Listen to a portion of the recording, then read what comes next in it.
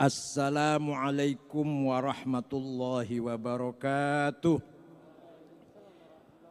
Bismillah, alhamdulillah, wassalatu wassalamu ala sayyidina wa maulana wa syafi'ina wa habibina Muhammad asyrafil anbiya'i wa khatamil mursalin wa ala alihi wa sahbihi wa man tabi'a sunnatahu wa jama'atah min yaumina hadha ila yaumil ba'thi wan nahdhah. Al-Mukarram Sahibil Fadilah Wakil Presiden Republik Indonesia Profesor Dr. Kiai Haji Ma'ruf Amin, Ar-Ra'isul Am lil Jam'iyyat Nahdlatul Ulama Fadilatul Syekh Kiai Haji Miftahul Akhyar, yang terhormat Sayyidil Habib Gubernur DKI Jakarta Habib Anies Baswedan, Profesor Dr. Athalallahu Baqa'ah, para tamu undangan, para habaib, ahli bait, akramahullah wa azzahum bi'izzatih wa karamih, Sekjen PBNU Dr. Insinyur Kiai Haji Hilmi Faisal Zaini Hasan Abdurrahman. Agak panjang, masih panjang lagi bisa masih. Rois Syuriah Profesor Dr. Kiai Haji Zaki Mubarak, salah satu ketua Kiai Haji Abdul Manan, Kiai Haji Robikin Mhas, dan Kombes NU, Kombes Zainuri, ini Kombes yang NU ini. Ketua Lembaga Dakwah PBNU Kiai Haji Agus Salim, Ketua NU DKI yang masih baru 40 hari belum,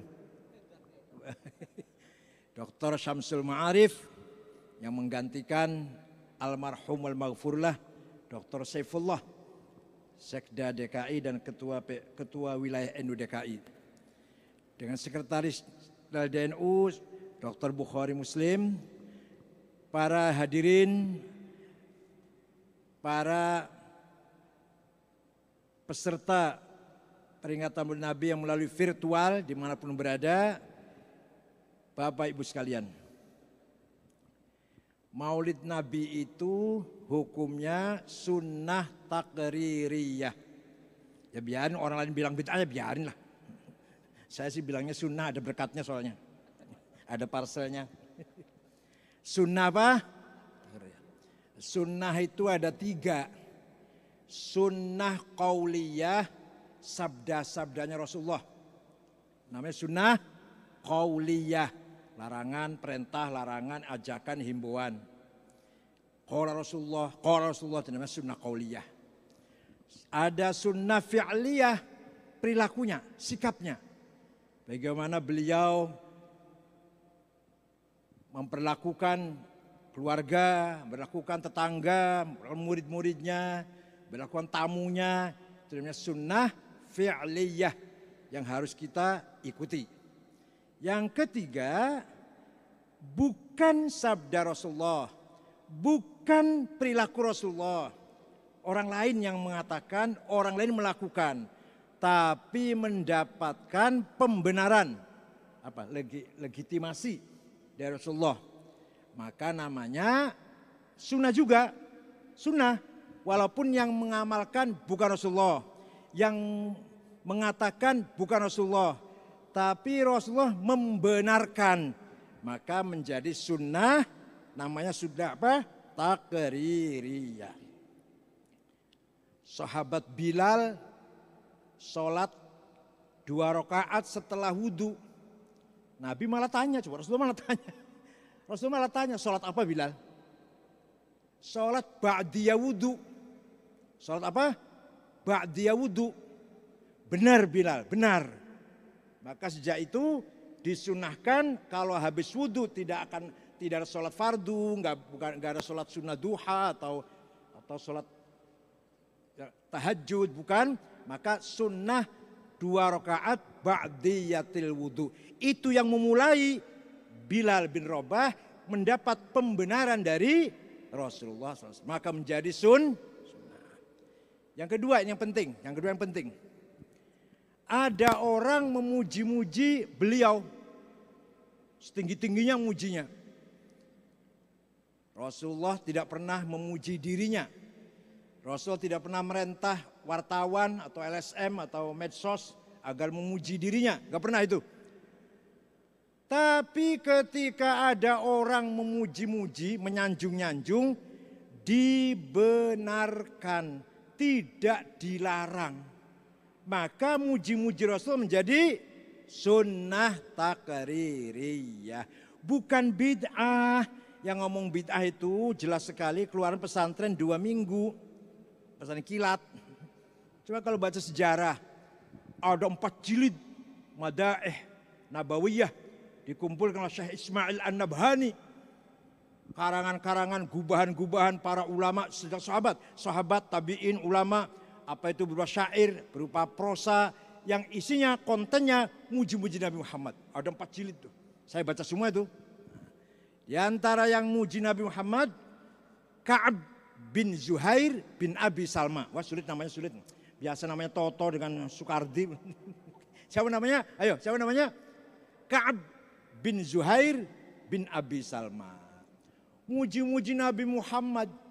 Setelah selesai muji, Nabi tersenyum. Ridho, seneng lah, seneng dipuji. Gak melarang, gak senang.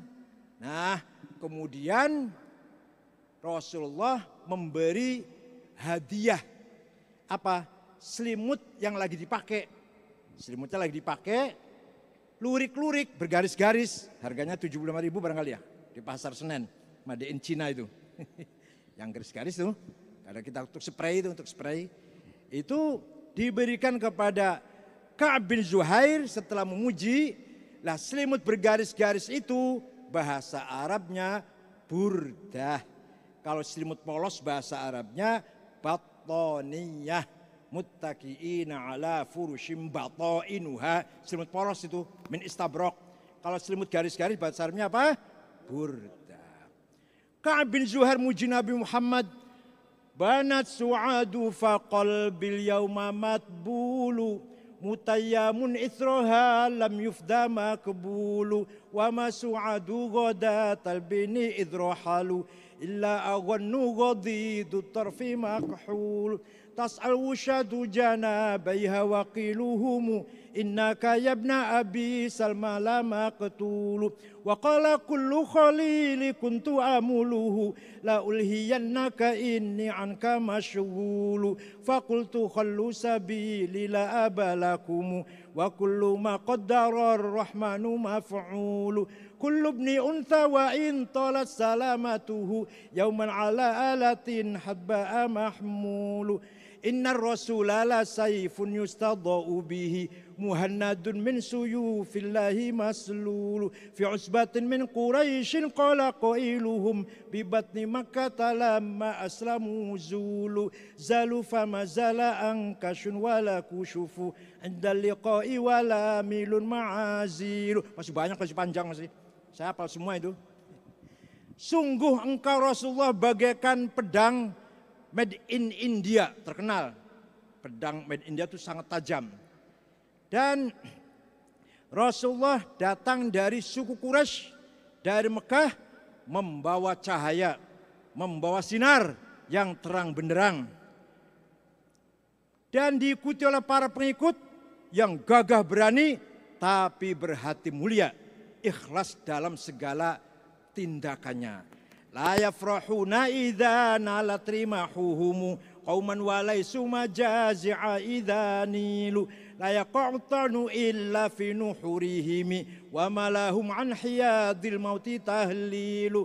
Sifatnya sahabat Nabi itu kalau perang kemudian tombaknya, panahnya mengenai musuh, dia tidak bangga, tidak bangga.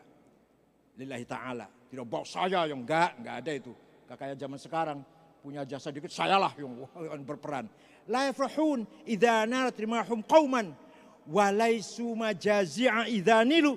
Dan kalau dia sendiri kena pedang, kena panah, kena tombak, tidak menyesal, tidak menggerutu, tidak kecewa, tidak. Biasa berjuangnya ada sakitnya, berjuang ada lukanya, hal yang biasa.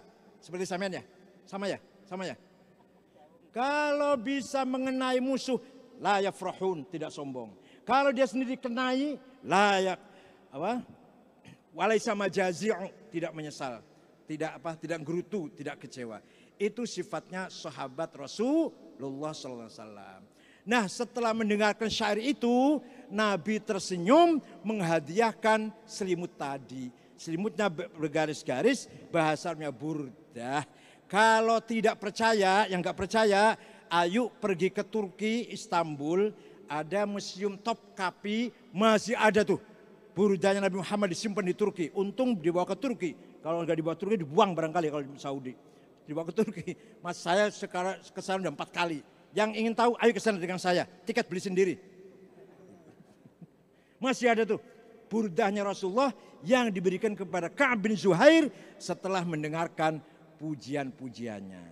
Nah, sekarang kalau ada orang tanya, kalau sampai yang ditanya, Rasul itu siapa? Rasulullah itu siapa? Ya, makhluk yang paling mulia, manusia paling mulia. Itu jamnya orang awam itu. Itu jamnya orang awam, orang pinggiran jalan itu. Kalau kita kader NU, kalau kita orang santri, tidak cukup jawab demikian. Enggak cukup jawab Rasulullah itu makhluk paling mulia, enggak cukup itu, enggak cukup. Kalau kita orang santri, apalagi orang NU, harus bisa jawab bahwa Nabi Muhammad adalah tajalli min tajalliyatillah. Tajalli ghaibi min tajalliyatillah, menjadi Nur Muhammad. Nur Muhammad tajalliyat syuhudiyah, manifestasi menjadi alam semesta ini. Wah, orang pahami gitu, enggak pahami. Nur Muhammad itu tajalli ghaibi dari a'yanus sabitah, entitas laten. Entitas laten tajalli dari asmaul husna. Asmaul husna tajalli dari zatullah al-mujarradah an nisbil idhafat. Nur Muhammad berproses kemudian menjadi alam semesta ini. Maka Nur Muhammad adalah aslul alam. Alam kita ini namanya tajalliyat, manifestasinya Allah. Tanazzulat, degradasinya Allah. Ta'ayyunat, identifikasinya Allah. Dan tazalliyat, tanazzulat, ta'ayyunat melalui Nur Muhammad. Paham betul?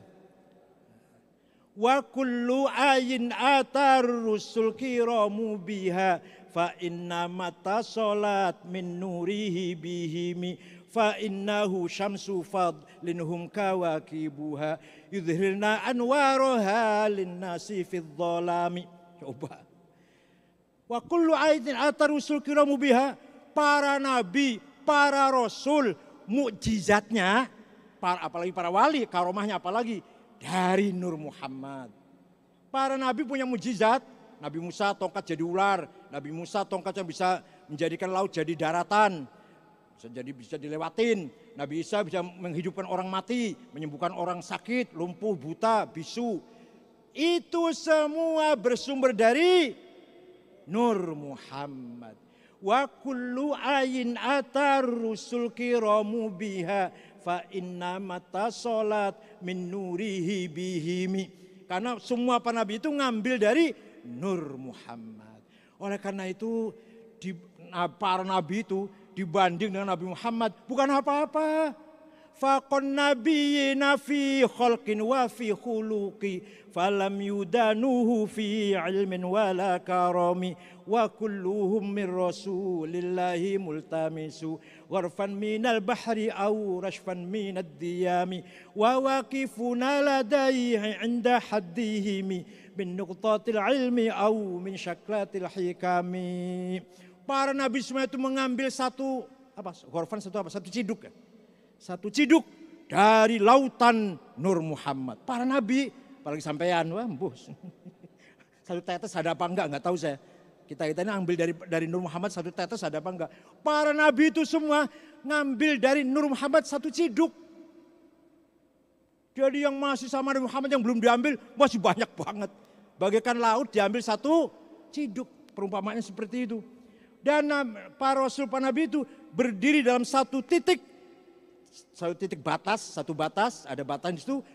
Nah, ilmunya Nabi Muhammad, hikmahnya Nabi Muhammad, ilmunya Nabi Muhammad masih jauh di sana.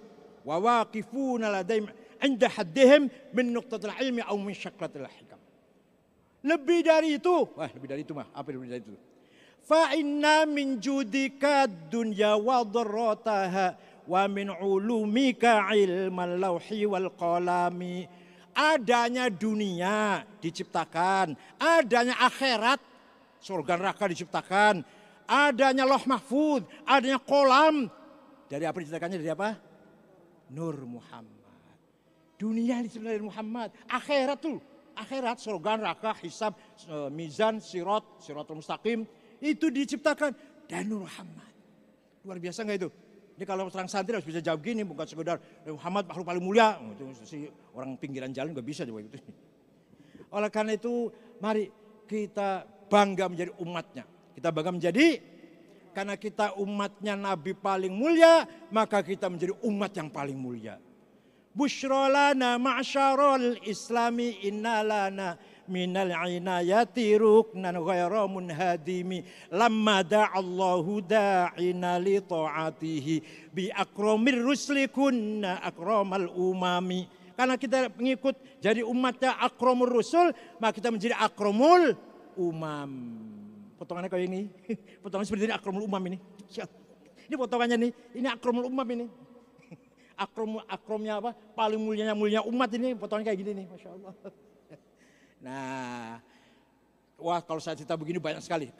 Kelebihan Nabi Muhammad sangat banyak sekali. Oleh karena itu mari kita apalagi dalam menghadapi pandemi ini, mari kita banyak tawassul. Bijah Nabi Muhammad SAW ya.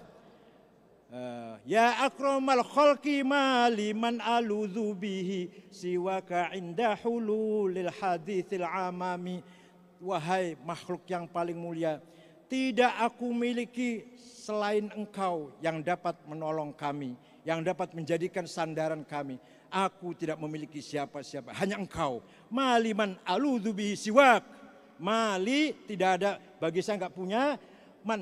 Orang yang saya minta perlindungan dah, yang melindungi saya, siwaka, selainmu ya Rasulullah. Mari sebanyak-banyak membaca sholawat, insya Allah pandemi cepat hilang. Atau kalau ada pandemi pun kita nggak kena. Kan gitu kan. Pandemi silahkan sana-sana di mana sana di luar negeri lah. Kita nggak kena kan gitu kan. Pandemi silahkan terus tapi di kita hilang. Insya Allah bijahi syafaati Rasulillah sallallahu alaihi wasallam. Suatu ketika setelah Nabi Muhammad dibebaskan dari Bayakot di Syi'ib Amir 3 tahun.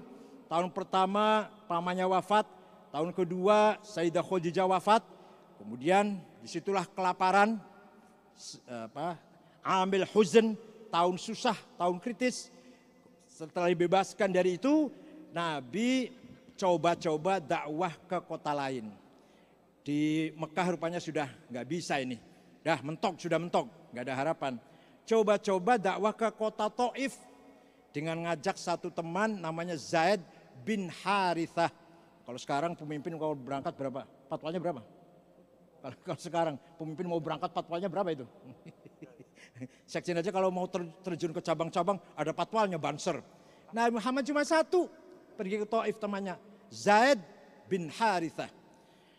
Di Taif 1 bulan, dakwah siang malam, pendekatan yang sangat santun, sangat ramah, mengajak agar beriman kepada Allah, agar beriman kepada, agar masuk Islam, mengikuti Islam, berakhlak mulia.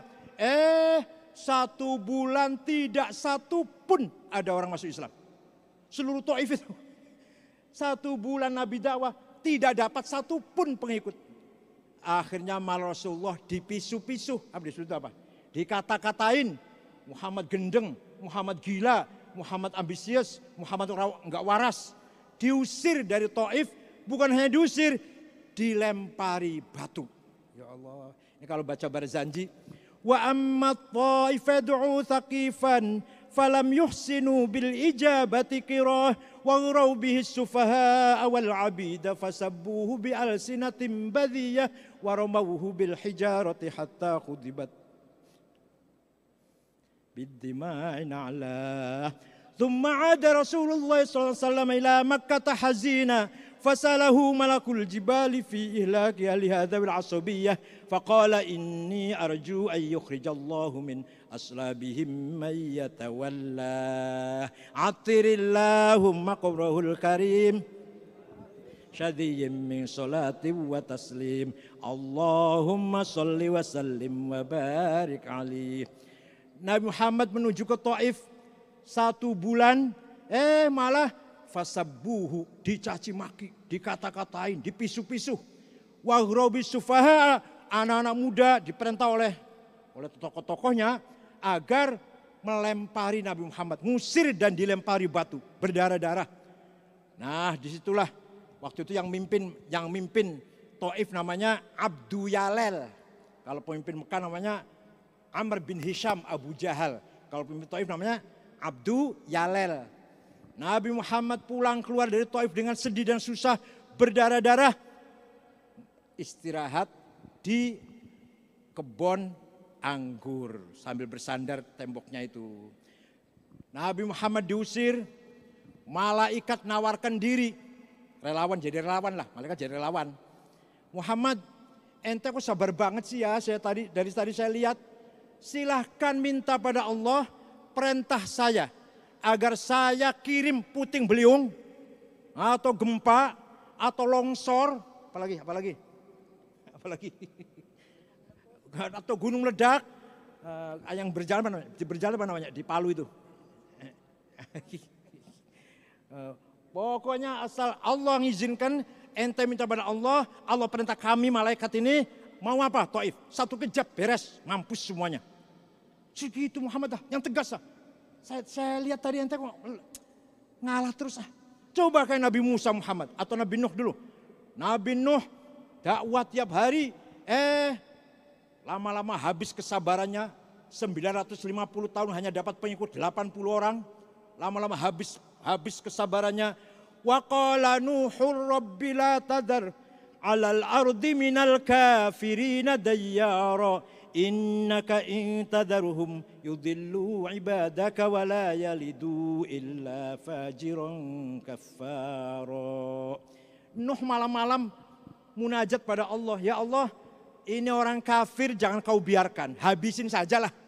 Kalau kau biarkan nanti punya anak kafir lagi, anaknya punya anak cucu kafir lagi, punya turunan kafir lagi, nanti bumi ini isinya orang kafir semua. Habisin saja.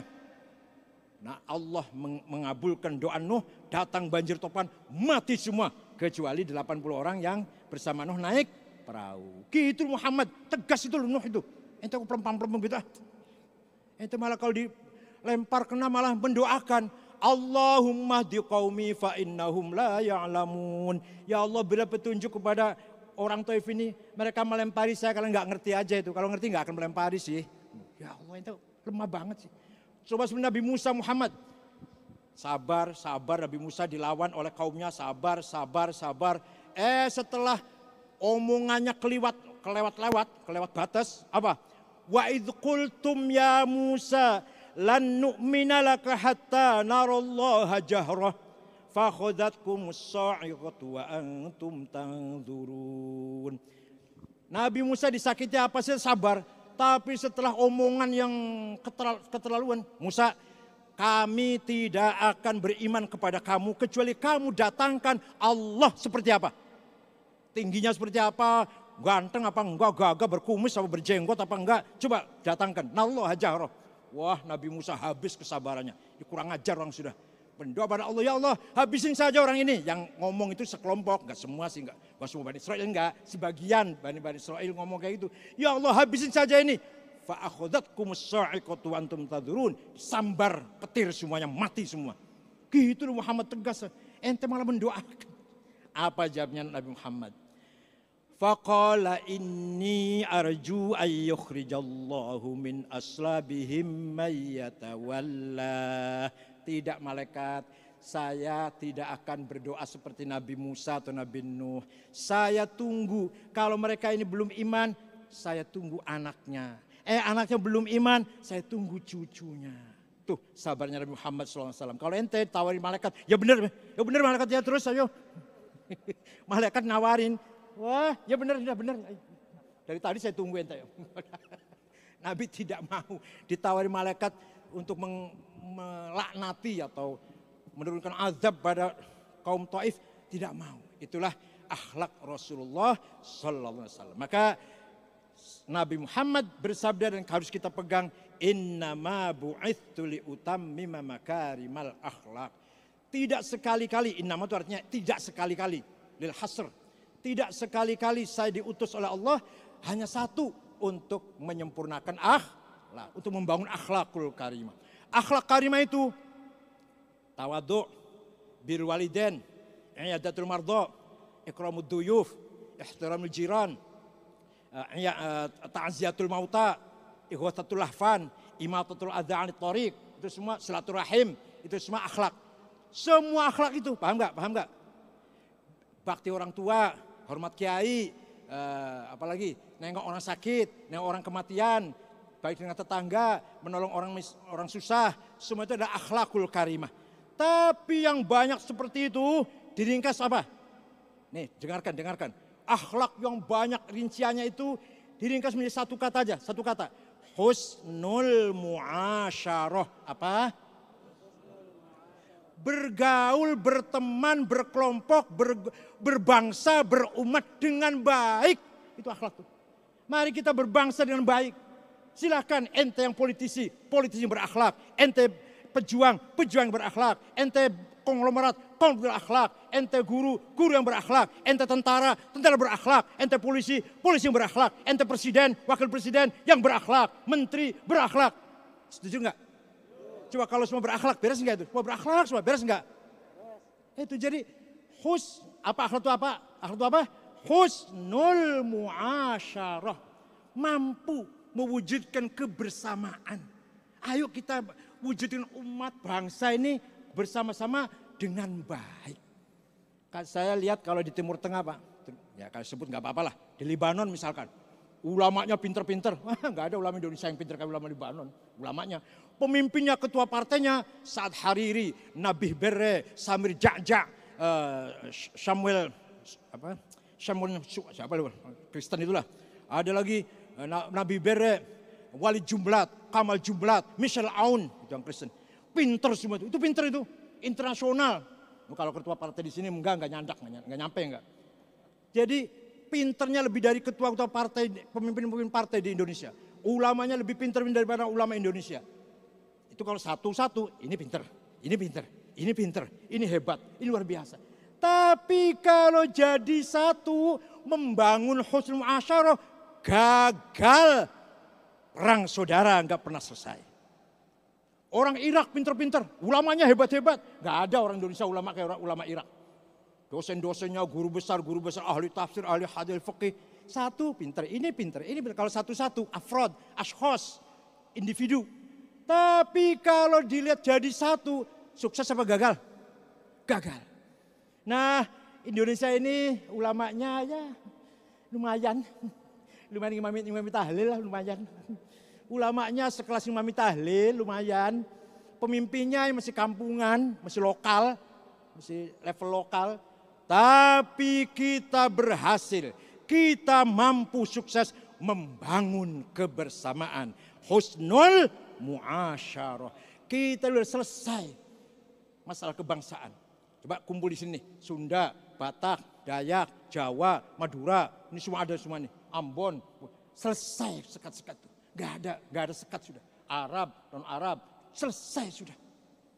Tetangga, berteman, berormas, berpartai, berorganisasi. Ada Jawa, Sunda, Batak, Dayak, Madura, selesai. Bernegara juga sama. Tidak ada masalah perbedaan suku, tidak ada masalah perbedaan agama, gak ada masalah perbedaan ras, perbedaan budaya. Alhamdulillah, ini harus kita jaga dengan baik. Tunjukkan Indonesia berakhlak, Indonesia berkarakter, berjati diri. Gitu ya. Lain dengan mereka yang tidak punya jati diri. Nah, jangan sampai kita yang sudah baik ini kemudian terganggu, terkontaminasi, terpengaruh oleh budaya luar negeri. Silahkan Anda sekolah di Arab, tapi pulang tetap jadi orang Indonesia.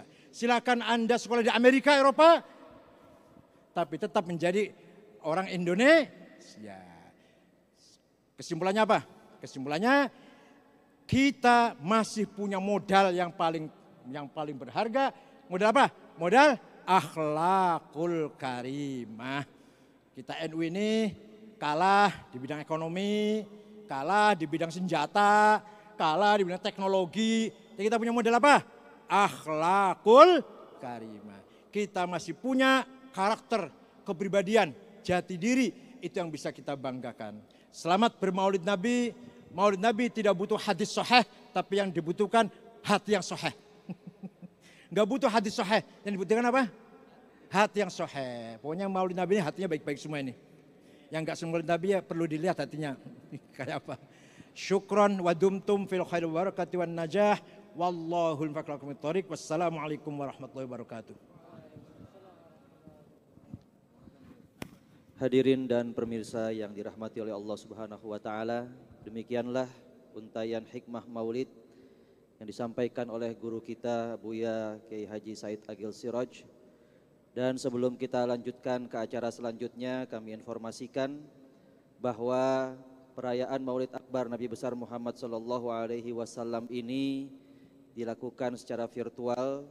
Kepada para pemirsa yang mungkin sudah tidak bisa bergabung melalui Zoom karena sudah penuh kuotanya, maka kami persilahkan untuk bergabung melalui TV 9, melalui 164 channel YouTube, melalui NU channel di YouTube juga, dan juga melalui medsos-medsos yang dimiliki oleh Lembaga Dakwah PBNU. Hadirin dan pemirsa yang dirahmati oleh Allah Subhanahu wa taala, selanjutnya mari kita dengarkan sambutan dari pimpinan wilayah kita kepada Gubernur DKI Jakarta Profesor Dr. Anies Baswedan. Waktu dan tempat kami silahkan.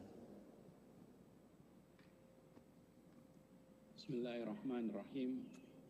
Assalamualaikum warahmatullahi wabarakatuh. Alhamdulillahirabbil alamin. Wassalatu wassalamu ala asrafil anbiya'i wal mursalin Sayyidina wa habibina wa maulana Muhammadin wa ala alihi wa ashabihi ajmain. Amma ba'du.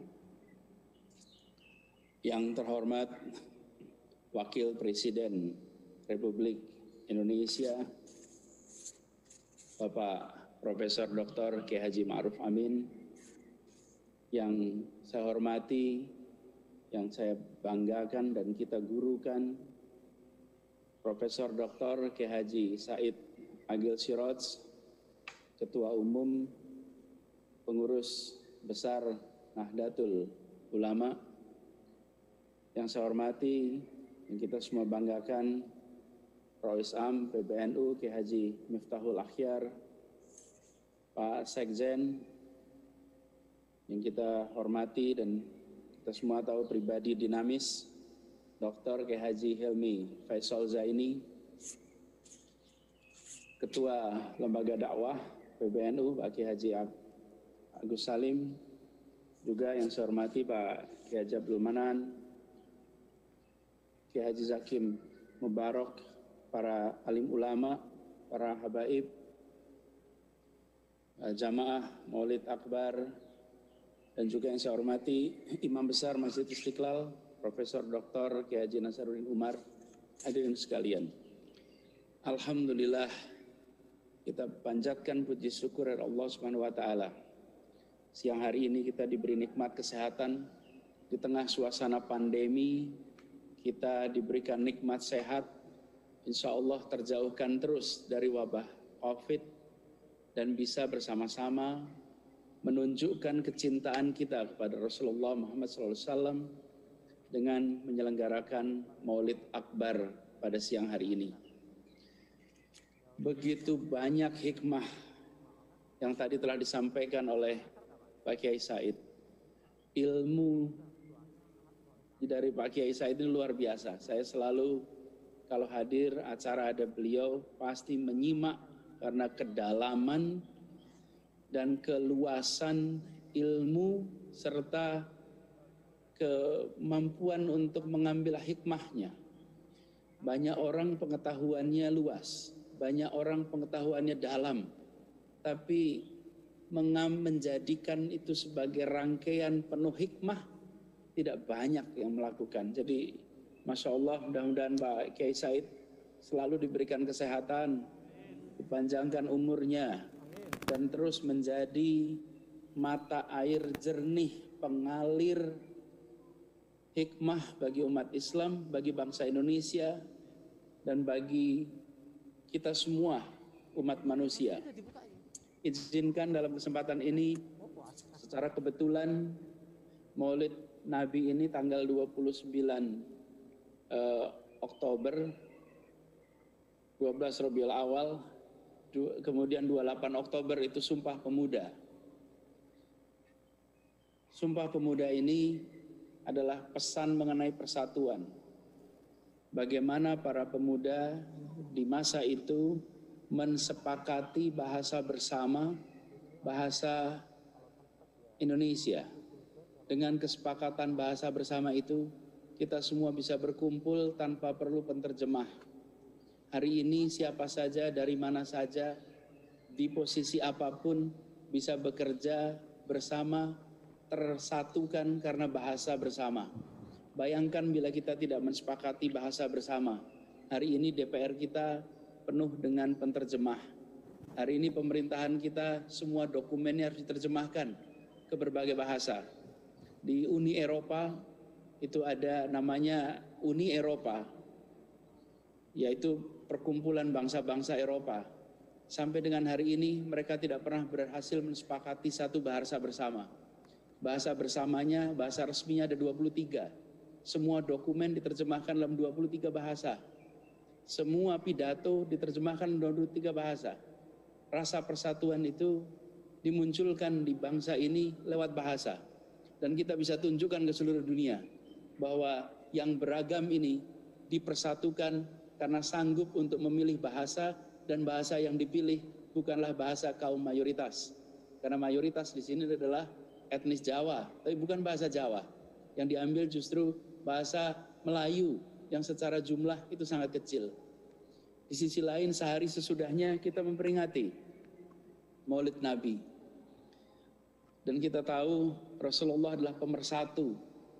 Dalam berbagai catatan betapa luar biasanya kemampuan untuk mempersatukan yang baik yang berada di Mekah maupun ketika hijrah ke Madinah, kaum Ansor maupun Muhajirin membangun sebuah ikatan persaudaraan yang dicatat luar biasa.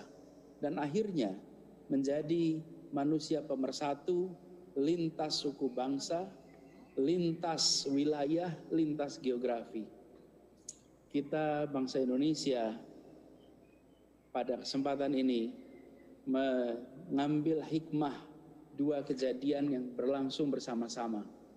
Maulid Nabi menjadi kesempatan bagi kita menunjukkan kecintaan pada Rasulullah sekaligus mengambil hikmah, mengambil pelajaran dan menakar seberapa dekat kita dengan sifat-sifatnya.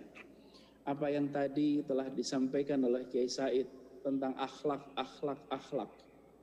Tugas dari kenabian, tugas dari Rasulullah adalah untuk menyempurnakan akhlak kita.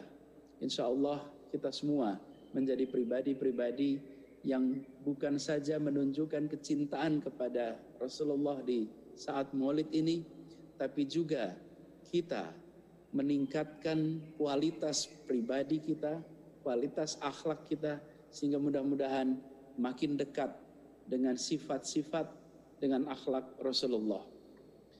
Dan dalam suasana pandemi ini, saya sampaikan terima kasih, apresiasi kepada PBNU dan seluruh keluarga besar Nahdlatul Ulama yang terus mendorong untuk kita melaksanakan kedisiplinan dalam menjaga kesehatan pribadi dan kesehatan kolektif dengan menjalankan protokol kesehatan. Ini adalah contoh ketika organisasi rujukan yang oleh umat dijadikan sebagai referensi, penjuru, memberikan arah untuk memikirkan dan melaksanakan protokol kesehatan. Insya Allah kita akan bisa segera terbebas dari wabah COVID ini. Sekali lagi saya mengucapkan selamat kepada semua.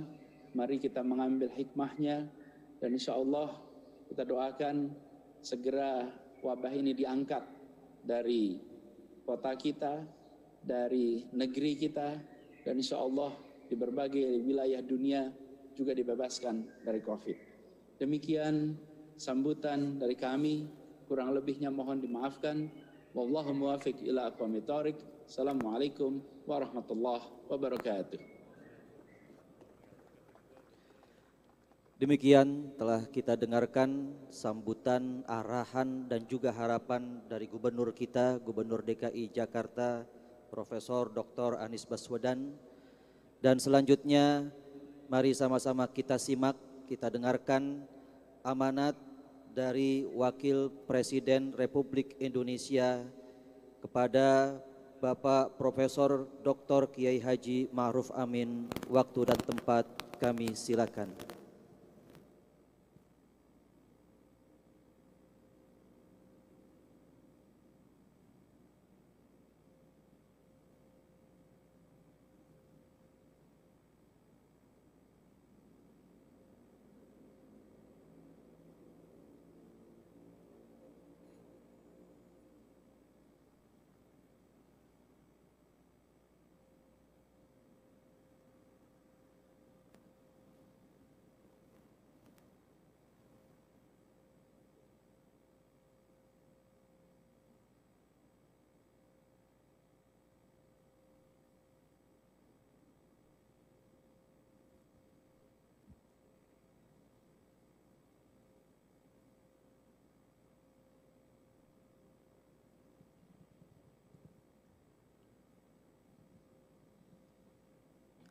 Sambil kita menunggu tim teknis menyambungkan kita dengan guru kita Kiai Ma'ruf Amin, kami mohon satu sholawat dari tim Hadrah, silakan.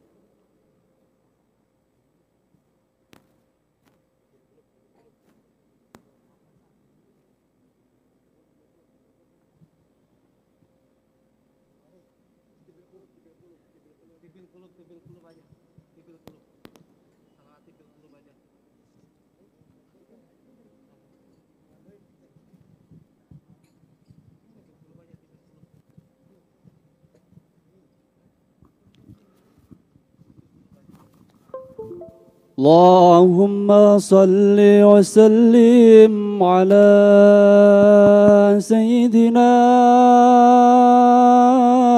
محمد وعلى آل سيدنا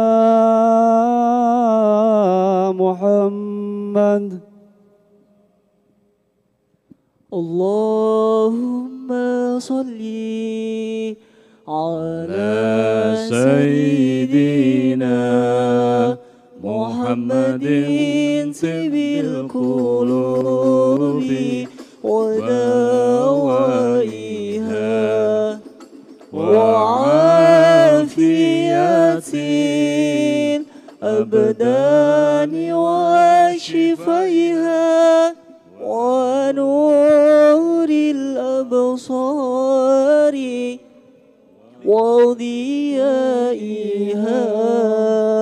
وعلى آله وصحبه وسلم.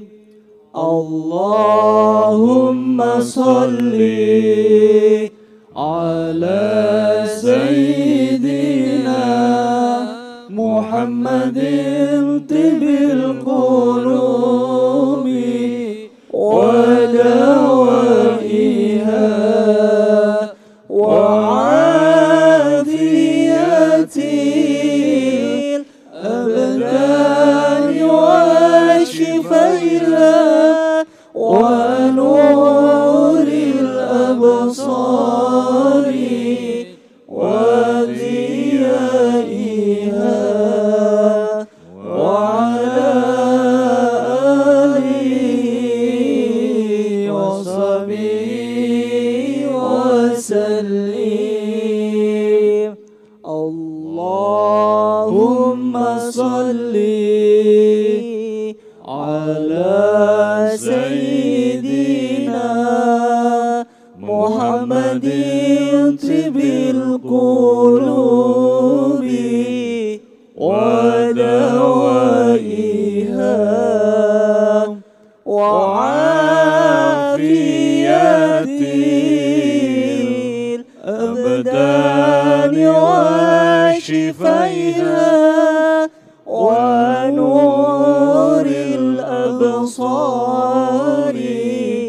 وضيائها وعلى آله وصحبه وسلم.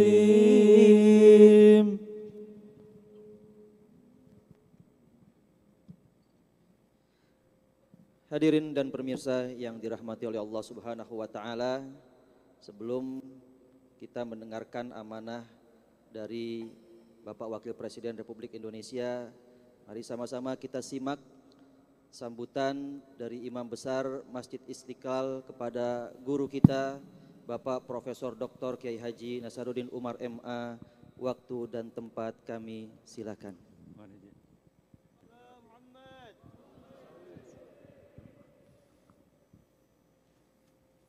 Bismillahirrahmanirrahim. Assalamualaikum warahmatullahi wabarakatuh. Alhamdulillahilladzi arsala rasulahu bil huda wa dinil haqq liyudhhirahu 'ala ad-din kulli walau karihal musyrikun. Asyhadu an la ilaha illallah wa asyhadu anna Muhammadan 'abduhu wa rasuluh. Sahibul Burhan. Allahumma salli wa sallim ala sayyidina wa habibina wa syafi'ina wa maulana wa atba'ina wa qurrata a'yunina Muhammadin sallallahu alaihi wasallam. Amma ba'd, yang sama-sama kita hormati, kita doakan semoga tetap sehat walafiat Bapak Wakil Presiden Republik Indonesia, yang juga kita kenal sebagai sesepuh keluarga besar Nahdlatul Ulama, yang pernah menjadi Rais Am, sekarang ini menjadi Mustasyar Pengurus Besar Nahdlatul Ulama, yang sama-sama kita hormati Ketua Umum PBNU Profesor Dr. Kiai Haji Said Akil Siraj, yang sama-sama kita hormati Pak Sekjen PBNU dan seluruh jajaran pimpinan Nahdlatul Ulama, juga yang kita muliakan Rais Am, Pengurus Besar Nahdlatul Ulama, hadirin hadirat sidang jamaah Masjid Istiqlal yang sedang bersama-sama menikmati untayan sejarah Maulid Nabi Muhammad SAW tadi yang kita dengarkan bersama. Ya, pertama Pak Kiai, saya mohon maaf, saya tadi agak terganggu, terlambat masuk karena ada tamu besar kita di Masjid Istiqlal ini, rombongan dari Kementerian Luar Negeri Amerika Serikat.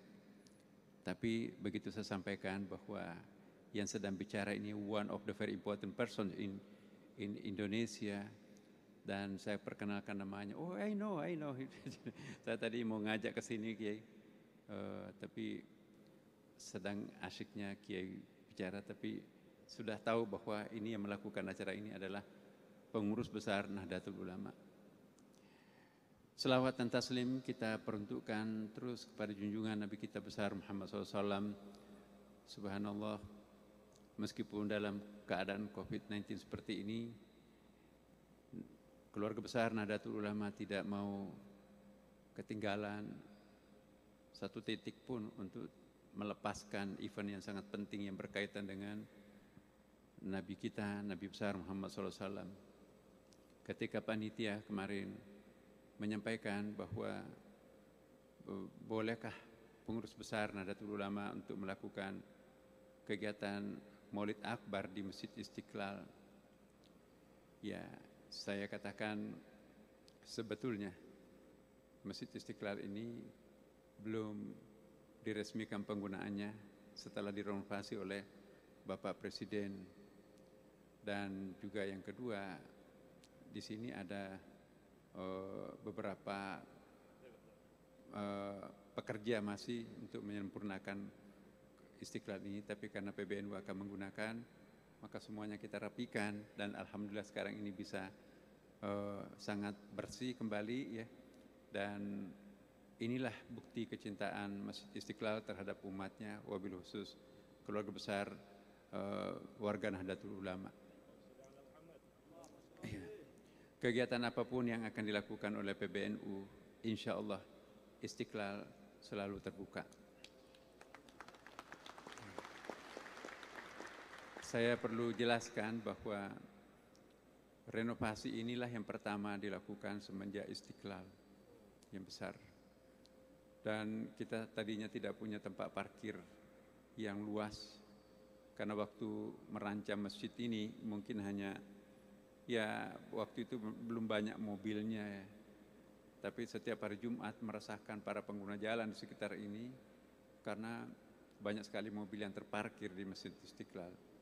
Maka pada waktu itu dalam kesempatan Bapak Presiden datang ke tempat ini, saya sampaikan beliau, Bapak, alhamdulillah Stadion Senayan itu luar biasa, kinclong sekarang ini.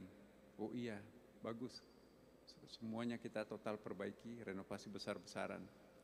Terus saya nyeletuk, Bapak, kapan gilirannya Masjid Istiqlal?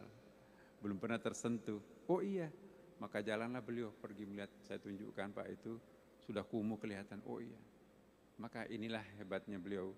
Belum sampai ke istana, belum sampai setengah jam dari ketemu di sini, saya ditelepon oleh Menteri PUPR, Pak Imam Besar, saya mau menghadap.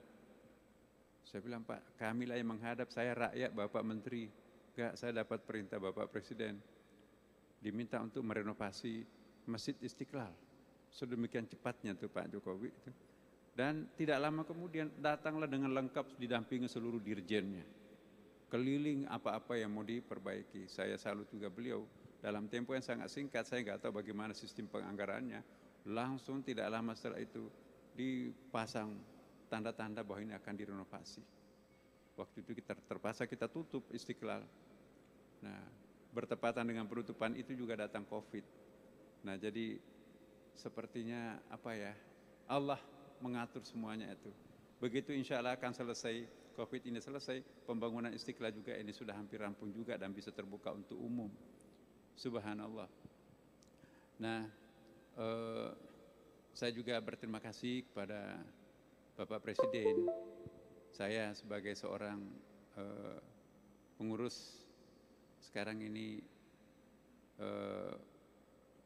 mustasyar, pengurus besar Nahdlatul Ulama yang dulu juga pernah menjadi Khatib Am, pengurus besar Nahdlatul Ulama zamannya almarhum almarhumah Profesor Dr. Kiai Haji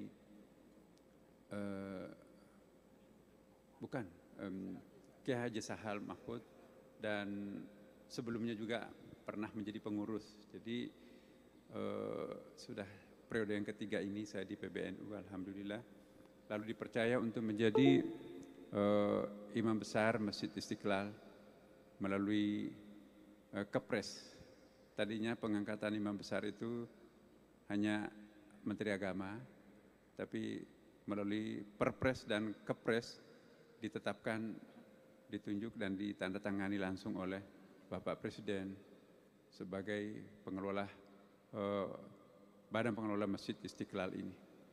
Di samping sebagai imam besar juga dipercaya sebagai ketua harian Badan Penyelenggara, Badan Pengelola Masjid Istiqlal ini. Jadi insya Allah Bapak Ibu siapapun yang akan menggunakan masjid ini tentunya adalah sangat kita hargai, karena prinsip kami seandainya boleh orang berandai-andai, lebih baik Istiqlal ini cepat rusak karena dipakai daripada kinclong terus-menerus tapi tidak pernah dipakai. Masjid ini harus kita mencontoh masjidnya Nabi. Dalam buku saya itu ada 27 fungsi masjidnya Nabi. Berfungsi sebagai rumah sakit, berfungsi sebagai rumah tahanan, berfungsi sebagai sekolah, kampus, ya, kursus keterampilan, salon dan seterusnya. Tawanan perang Badar itu kan dibebaskan dengan cara tebusannya seperti itu. Juga tempat untuk pertemuan. Bahkan juga masjidnya Nabi dalam riwayat Bukhari Muslim itu digunakan juga untuk sebagai tempat untuk menghibur masyarakat, mengundang seniman. Bahkan tempat masjid Nabi juga digunakan untuk latihan bela diri. Sebelum perang besok dilakukan latihan perang-perangan di masjid. Sampai seperti itu pun bisa dilakukan di masjid. Bahkan Nabi juga menerima tamu-tamu lintas agama di masjid. Baru saja ini datang ya rombongan dari Menteri Luar Negeri Amerika Serikat di Istiqlal ini. Setiap kali ada tamu negara selalu datang ke sini. Bapak Ibu sekalian, sekali lagi selamat kepada keluarga besar atau pengurus besar Nahdlatul Ulama. Kita hari ini bisa melakukan peringatan Maulid Nabi besar Muhammad SAW yang diikuti juga oleh seluruh pelosok tanah air. Bahkan kami juga mendapatkan tadi kabar bahwa di luar negeri juga diikuti ya. Perwakilan kita di Amerika tadi ini barusan kami dapat info. Padahal di sana tengah malam kan ya. Ya, alhamdulillah juga bisa diikuti oleh kawan-kawan kita di sana itu. Inilah daya tariknya NU luar biasa. Demikianlah dari saya. Sekali lagi, manakala ada kekurangan-kekurangan dirasakan di dalam Masjid Istiqlal ini, memang dalam keadaan masih tetap perbaikan, dan insya Allah mudah-mudahan kedatangannya acara-acara lain kali PBNU di masjid ini, insya Allah kami akan memberikan penyempurnaan pelayanan sebagai pelayan Masjid Istiqlal. Demikian, wallahul muwaffiq ila aqwamit thariq. Wassalamualaikum warahmatullahi wabarakatuh. Demikianlah sambutan dari tuan rumah Imam Besar Masjid Istiqlal. Selanjutnya, hadirin dan pemirsa yang berbahagia, kita dengarkan bersama amanat dari Wakil Presiden Republik Indonesia kepada guru kita Profesor Dr. Kiai Haji Ma'ruf Amin. Waktu dan tempat kami silakan. Assalamualaikum warahmatullahi wabarakatuh. Bismillahirrahmanirrahim. Alhamdulillahilladzi adha'a al-wujuda fi nurin nubuwwati war risalah. Asyhadu an la ilaha illallah wahdahu la syarika lah. Wa asyhadu anna sayyidana wa nabiyyana Muhammadan abduhu wa rasuluh la nabiyya ba'dah. Allahumma salli wa sallim wa barik ala abdika al-Mustafa Sayyidina Muhammad ibn Abdullah wa ala alihi al-athhar wa ashabihi al-akhyar wa man sara ala manhajihim hatta yaumul qiyamah. Amma ba'd. Yang saya hormati al-mukarramin, ulama al-afadil wa masyayikhana al-kiram, para pengurus besar Nahdlatul Ulama, para pengurus badan pengelola dan pelaksana Masjid Istiqlal, hadirin hadirat rahimakumullah. Mengawali sambutan ini, saya mengajak kita semua untuk memanjatkan puji dan syukur kehadirat Allah Subhanahu wa taala atas segala nikmat dan karunia-Nya yang telah dilimpahkan kepada kita semua, sehingga hari ini kita bisa mengikuti acara Maulid Akbar dan doa untuk keselamatan bangsa dalam keadaan sehat walafiat. Para ulama menyebutkan bahwa kelahiran baginda Rasulullah sallallahu alaihi wasallam di muka bumi ini merupakan karunia terbesar dari Allah Subhanahu wa taala kepada umat manusia, sesuai dengan firman Allah Subhanahu wa taala, "Qul bi fadlillahi wa bi rahmatihi fabidzalika falyafrahu huwa khairum mimma yajma'un." Katakanlah, dengan kurnia Allah dan rahmatnya, hendaklah dengan itu mereka bergembira. Karunia Allah dan rahmatnya itu adalah lebih baik daripada apa yang mereka kumpulkan. Imam Ad-Dhahhak, seorang mufassir besar, meriwayatkan bahwa maksud rahmatnya di ayat ini adalah kelahiran baginda Nabi besar Muhammad sallallahu alaihi wasallam. Karena itu sudah sewajarnya apabila umat Islam bergembira dengan kelahiran beliau dan memperingatinya untuk meneladani perjalanan hidupnya. Peringatan Maulid Nabi Muhammad sallallahu alaihi wasallam dapat dijadikan momentum refleksi atau muhasabah dan hikmah luhur al-hikmatul ulya dalam membangun rumah tangga, masyarakat, bangsa dan negara. Karena beliau sallallahu alaihi wasallam adalah satu-satunya manusia yang paling pantas kita jadikan teladan dan role model dalam semua hal. Sesuai firman Allah Subhanahu wa taala, "Laqad kana lakum fi Rasulillahi uswatun hasanah liman kana yarjullaha wal yawmal akhir wa dzakarallaha katsira." Sungguhnya telah ada pada diri Rasulullah itu suri teladan yang baik bagimu, yaitu bagi orang yang mengharap rahmat Allah dan kedatangan hari kiamat dan banyak menyebutkan nama Allah. Jauh sebelum beliau mengemban amanat risalah dan nubuwah, beliau telah masyhur dikenal mempunyai perilaku yang terpuji dengan sangat bisa dipercaya atau al-amin. Sehingga siapapun yang berinteraksi dengan beliau akan langsung menaruh kepercayaan padanya. Semua sifat seorang pengemban risalah dan nubuwah telah melekat pada diri beliau jauh sebelum beliau diangkat sebagai Rasul dan Nabi. Masyhur diriwayatkan dalam kitab-kitab tarikh bahwa terdapat seorang pendeta Nasrani bernama Bukhaira yang meramalkan bahwa beliau akan menjadi seorang Nabi terakhir. Padahal saat itu usia beliau baru 12 tahun, jauh dari masa kenabian. Ramalan pendeta tersebut didasarkan pada kecocokan antara sifat dan tanda yang ada pada diri beliau sallallahu alaihi wasallam dengan informasi yang ada dalam kitab suci Injil. Selain mempunyai sifat-sifat terpuji, beliau sejak kecil muda sudah dikenal memiliki kecerdasan yang luar biasa, fatana. Hal itu direkam dalam kitab-kitab tarikh, salah satunya saat terjadi perselisihan hebat di antara para pemimpin Quraisy terkait siapa yang paling berhak memasang kembali Hajar Aswad di tempatnya pasca dilakukan renovasi. Setelah tidak tercapai titik temu, akhirnya mereka sepakat untuk menunjuk Sayyidina Muhammad sallallahu alaihi wasallam muda mencarikan solusinya. Dengan bijak, beliau meminta semua pemimpin kabilah Quraisy bersama-sama memindahkan Hajar Aswad, yaitu dengan cara masing-masing memegang sisi kain yang di tengahnya ada Hajar Aswad. Kemudian beliau sendiri yang meletakkannya di tempat semula. Dengan cara itu, semua pimpinan kabilah Quraisy merasa telah sama-sama dimuliakan dan mempunyai peran yang setara dalam pembangunan kembali Ka'bah.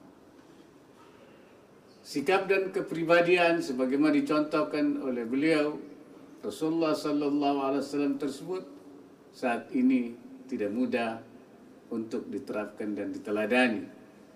Di era disrupsi informasi seperti saat ini, seakan sulit menaruh kepercayaan pada pihak lain, bahkan kepada pemimpinnya sendiri. Pemutarbalikan informasi menyebabkan banyak orang merasa bingung untuk memilah dan memilih mana informasi yang benar dan mana yang tidak benar. Sehingga akhirnya mereka menaruh curiga dan prasangka buruk atau su'udzan terhadap semua informasi yang sampai padanya, terutama informasi terkait kebijakan pemimpin, meskipun sebenarnya informasi tersebut benar. Oleh karena itu, dalam kesempatan Maulidur Rasul ini, mari kita sebagai umat Sayyidina Muhammad sallallahu alaihi wasallam mencontoh dan meneladani sifat dan karakter beliau, sehingga kehadiran kita akan menjadi suluh bagi orang lain. Hadirin hadirat rahimakumullah, di antara teladan yang masih bisa kita tiru dari Muhammad adalah bagaimana beliau melakukan perubahan masyarakat ketika itu. Semua ahli sejarah mencatat bahwa Nabi Muhammad SAW dikenal sebagai pemimpin yang berhasil melakukan perubahan dan perbaikan dari masyarakat jahiliyah menuju masyarakat yang unggul atau khaira ummah. Perubahan yang sangat signifikan itu dilakukan oleh beliau hanya dalam waktu 23 tahun. Dan dalam menjalankan perubahan itu beliau melakukan hal-hal berikut. Pertama, perbaikan akhlak dan mental. Dalam melakukan upaya perubahan dan perbaikan masyarakat jahiliyah, Rasulullah mengutamakan terlebih dahulu perbaikan akhlak dan mental. Karena hal itu merupakan fondasi dari langkah selanjutnya. Di awal masa kenabian beliau fokus pada upaya perubahan akhlak dan mental. Bahkan seakan-akan misi yang dibawa Nabi itu hanya masalah ini. Beliau sendiri bersabda, "Innama bu'aitsu liutammima makarimal akhlaq." Sungguhnya aku diutus untuk menyempurnakan akhlak yang terpuji. Akhlak dan mental menjadi faktor penting terbentuknya masyarakat yang berasal dari Madinah yang kemudian dikenal sebagai Ansor. Diriwayatkan bahwa Rasulullah intensif mendidik dan mengkader para sahabat di Baitul Arqam, Mekah. Rasulullah menanamkan akhlak dan mental kepada mereka di tempat ini. Para sahabat yang dididik langsung oleh Rasulullah di Baitul Arqam ini merupakan rijalul Islam, tokoh Islam yang dalam sejarah disebut sebagai para perintis as-sabiqun al-awwalun yang nantinya akan menjadi ujung tombak upaya perubahan dan perbaikan sehingga terwujud masyarakat yang unggul. Di sisi lain Rasulullah juga menyiapkan akhlak dan mental para sahabat yang berasal dari Yathrib, nama lama sebelum diubah menjadi Madinah. Rasulullah mendidik mereka agar mempunyai akhlak dan mental yang kuat. Perwakilan penduduk Yathrib dididik oleh Rasulullah ketika mereka datang untuk berniaga di Mekkah. Rasulullah juga mengutus sahabat terkemuka Mus'ab bin Umair untuk mendidik dan mengajarkan akhlak dan mental serta akidah yang kuat kepada penduduk Yathrib. Rasulullah benar-benar menyiapkan akhlak dan mental para sahabat agar benar-benar siap membela dan mendukung setiap kebijakan yang ditetapkan oleh beliau, termasuk dalam melakukan perubahan dan perbaikan masyarakat. Dan akhlak terpuji dan mental yang kuat itulah terjadi perubahan fundamental menuju terwujudnya masyarakat khairul ummah. Yang kedua, mempersatukan suku-suku yang bermusuhan. Di awal masa kenabian, kondisi masyarakat Arab terfragmentasi dalam kelompok suku dan kabilah. Masing-masing memperkuat fanatisme kesukuan mereka. Supremasi satu suku atau suku lainnya diukur dari seberapa kuat dominasi kekuatan tempurnya yang kemudian diikuti supremasi ekonominya. Saat itu kepentingan kesukuan merupakan hal yang utama. Maka tidak heran jika antara satu suku dengan lainnya saling berebut pengaruh dan saling menundukkan. Jika kekuatannya berimbang, maka permusuhan di antara suku tersebut bisa berlangsung sangat lama. Rasulullah datang membawa ajaran bahwa perbedaan suku seharusnya tidak menjadi penyebab terjadinya permusuhan dan peperangan, tapi seharusnya menjadi kekuatan untuk saling mengenal dan bekerja sama. Permusuhan harusnya dilakukan bukan karena perbedaan suku, tapi atas kejahatan dan kezaliman. Sebagai contoh, Rasulullah sangat berperan dalam mendamaikan antara suku Aus dan suku Khazraj di Yathrib atau Madinah lama yang saling bermusuhan dalam waktu yang lama. Perwakilan dari salah satu suku tersebut menghadap Rasulullah yang saat itu masih di Mekah. Mereka menceritakan keadaan daerah mereka yang dilanda pertikaian laten antara kedua suku. Mereka minta Rasulullah untuk menjadi mediator dan penengah di antara mereka agar tercipta saling pengertian di antara kedua suku itu, karena sejatinya mereka juga sudah lelah dengan pertikaian dan permusuhan tersebut. Kemudian Rasulullah mengajarkan ajaran Islam kepada mereka ketika mereka kembali ke kota Yathrib dan menyampaikan risalah Islami yang disampaikan oleh Rasulullah kepada mereka, maka sebagian besar penduduk Yathrib mengimaninya, baik yang berasal dari suku Aus maupun yang dari suku Khazraj. Untuk mendidik dan mengajari syariat Islam secara lebih mendalam, Rasulullah mengutus para sahabat terkemuka kepada penduduk kedua suku tersebut. Ajaran Islam yang dibawa oleh Rasulullah ternyata bukan hanya mematikan api permusuhan di antara kedua suku tersebut, tapi lebih jauh kedua suku tersebut menyatu menjadi entitas baru di kota Yathrib. Kondisi mereka yang awalnya selalu saling bertikai, tapi setelah Islam masuk di hati mereka, bukan hanya menghilangkan kebiasaan saling bertikai, tapi lebih jauh mereka telah mengikat diri dalam ikatan persaudaraan seiman yang siap saling membela dan menguatkan di antara mereka. Mereka inilah sekelompok orang yang kelak selalu membela dan mendukung setiap kebijakan Rasulullah sallallahu alaihi wasallam. Oleh karenanya sekelompok orang ini disebut sebagai kaum Ansar, yang artinya sang pembela. Ketiga, mempersaudarakan Muhajirin dan Ansar. Rasulullah memerintahkan para sahabat untuk meninggalkan Mekah berhijrah ke Madinah, dikarenakan semakin hebatnya siksaan, deraan, hinaan, dan isolasi dari kaum kufar Quraisy yang diterima para sahabat di Mekah. Para sahabat segera menuruti perintah tersebut dan meninggalkan keluarga, anak, harta, tanah, pekerjaan, dan hal-hal lain yang mereka miliki. Mereka berhijrah dengan tidak membawa apa-apa kecuali keimanan mereka kepada Allah dan Rasul-Nya.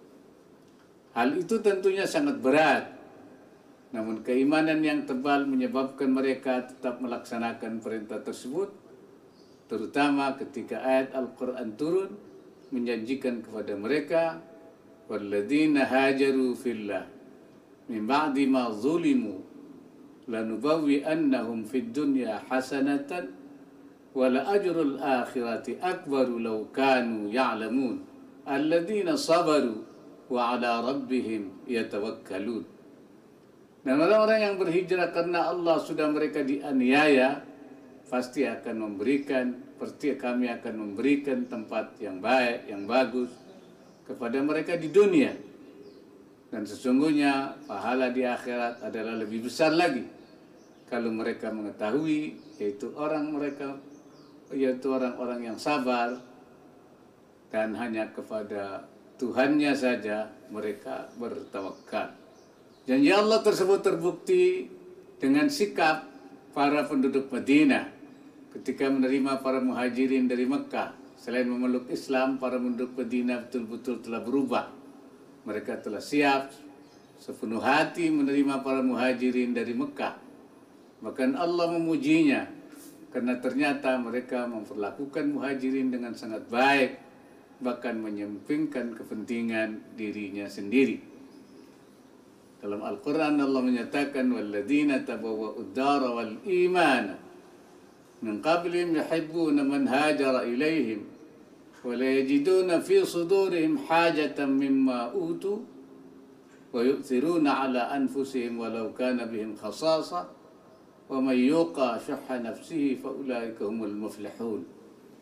Dan orang-orang yang telah menempati kota Madinah dan telah beriman, yaitu Ansar, sebelum kedatangan mereka muhajirin, mereka Ansar mencintai orang-orang yang berhijrah kepada mereka, yaitu kaum muhajirin, dan mereka kaum Ansar tidak pernah menaruh keinginan dalam hati mereka terhadap apa-apa yang diberikan kepada mereka kaum muhajirin, dan mereka mengutamakan orang-orang muhajirin atas diri mereka sendiri, sekalipun mereka dalam kesusahan. Dan siapa yang dipelihara dari kekikiran dirinya, mereka itulah orang-orang yang beruntung. Rasulullah telah berhasil mempersaudarakan kaum muhajirin dan kaum ansar. Apa yang dibutuhkan oleh para sahabat yang berhijrah dari Mekah, kaum muhajirin, disediakan dan dipenuhi oleh para sahabat yang ada di Madinah, kaum ansar. Hal inilah yang nantinya menjadi faktor penting terciptanya gelombang perubahan yang digelorakan oleh Rasulullah sallallahu alaihi wasallam. Selain itu, Rasulullah juga mempersatukan umat muslim baik dari kalangan muhajirin maupun ansar dengan umat agama lain. Sebagaimana diketahui, Madinah saat itu bukan hanya dihuni oleh orang-orang muslim. Ada penduduk Madinah yang memeluk agama lain, terutama Yahudi dan Nasrani, meskipun sebagian besarnya memeluk agama Islam. Rasulullah mengikat orang muslim dan non-muslim di Madinah dengan piagam Madinah, Mitsaq Madinah, yang isinya adalah kesamaan hak dan kewajiban antar penduduk Madinah yang berbeda agama dan suku dalam hal mempertahankan Madinah dari serangan musuh, saling menghormati keyakinan masing-masing, dan menghormati konsensus bersama, terutama dalam membangun keadilan hukum. Yang keempat, penegakan hukum secara adil. Di antara faktor penting penopang perubahan masyarakat yang dilakukan oleh Rasulullah adalah penegakan hukum secara adil. Siapa saja mempunyai kedudukan yang sama di depan hukum, baik dia rakyat biasa, pejabat, bangsawan, orang kaya, atau bahkan sanak saudara. Setiap kejahatan yang dilakukan oleh siapa saja pasti diproses hukum sesuai dengan kadar kesalahannya. Rasulullah telah menjalankan secara konsisten kesetaraan di hadapan hukum, equality before the law, yang saat ini kita kenal sebagai salah satu prinsip hukum. Apa yang diterapkan secara konsisten oleh Nabi tersebut sangat berbeda dengan kondisi penegakan hukum sebelumnya yang cenderung tumpul ke atas dan tajam ke bawah. Rasulullah bersabda, "Innama ahlakal ladzina qablakum annahum kanu idza saraqa fihimus syarifu tarakuhu wa idza saraqa fihimud dha'ifu aqamu 'alaihi al-hadd wa imullahi law anna Fatimah bint Muhammadin saraqat laqata'tu yadaha." Sungguhnya yang merusak dan membinasakan orang-orang sebelum kalian adalah perilaku pemimpinnya, yang apabila seorang bangsawan melakukan pencurian, maka mereka membiarkannya, tidak menghukumnya. Dan apabila yang melakukan pencurian adalah orang yang lemah, maka mereka tegakkan hukuman baginya. Demi Allah, seandainya Fatimah binti Muhammad mencuri, niscaya akan aku tegakkan hukum padanya, yakni aku potong tangannya. Penegakan hukum secara adil merupakan pilar utama terwujudnya masyarakat yang unggul, khaira ummah, sebagaimana yang dilakukan oleh Rasulullah sallallahu alaihi wasallam. Yang kelima, merombak sistem ekonomi ribawi. Dalam upaya perubahan masyarakat, Rasulullah juga meletakkan dasar sistem ekonomi. Beliau mendorong setiap sahabat untuk berusaha dalam bidang ekonomi semaksimal mungkin agar memperoleh hasil yang maksimal. Beliau bukan saja mempraktekkan sendiri hal itu, namun juga menggerakkan masyarakat untuk melakukan hal yang sama. Beliau dikenal dan dipercaya sebagai seorang manajer bisnis yang handal.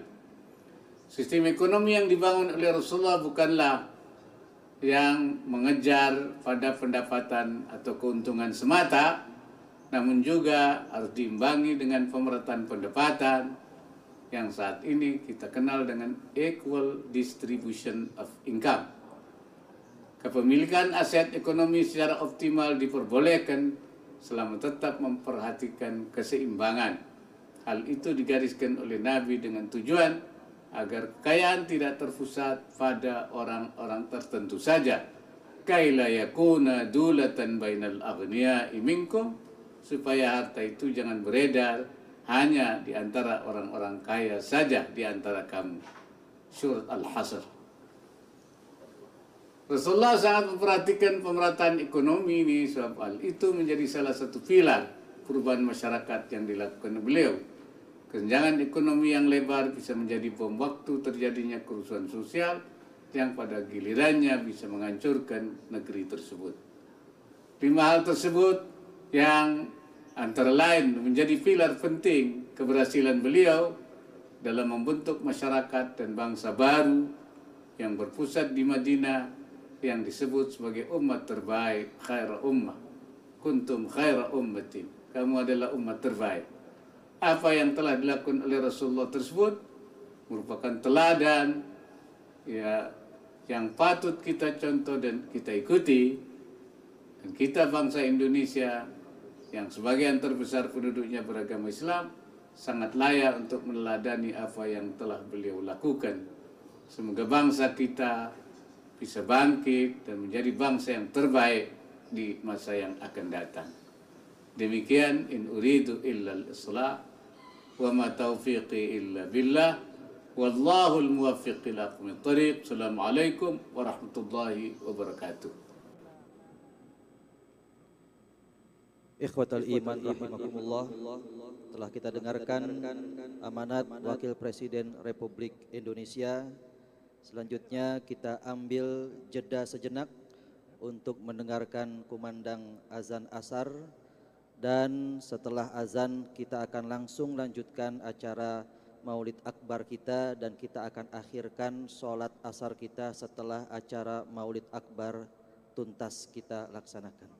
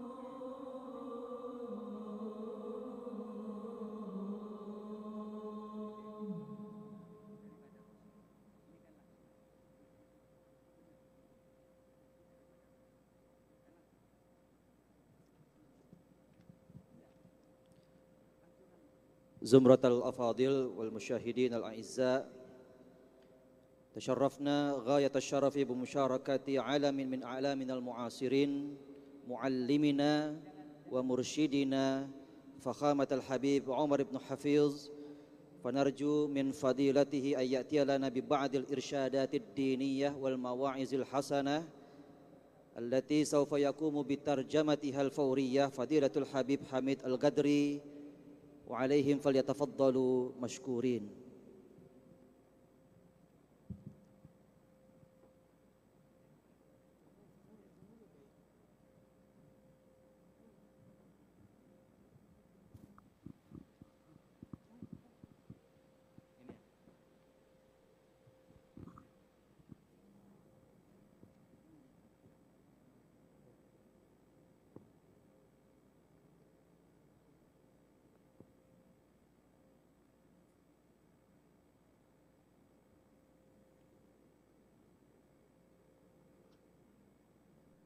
الحمد لله مكرم الأمة بخاتم النبوة سيدنا محمد إمام أهل الفتوة صلى الله وسلم وبارك وكرم عليه وعلى آله وأصحابه ومن سار في منهجهم بالصدق والإخلاص وعلى آبائه وإخوانه من الأنبياء والمرسلين وآلهم وأصحابهم وأتباعهم والملائكة المقربين عباد الله الصالحين وعلينا وعلى أحبابنا في الله تعالى وكل ذي قلب مقبل على الله مريد وجه الله ويحب نصرة الله تبارك وتعالى وفاء بعهد الله من أهل نهضة العلماء ومن علماء أندونيسيا ومن مؤمني أندونيسيا ومن المؤمنين في مشارق الأرض ومغاربها معهم وفيهم إنه أكرم الأكرمين وأرحم الراحمين.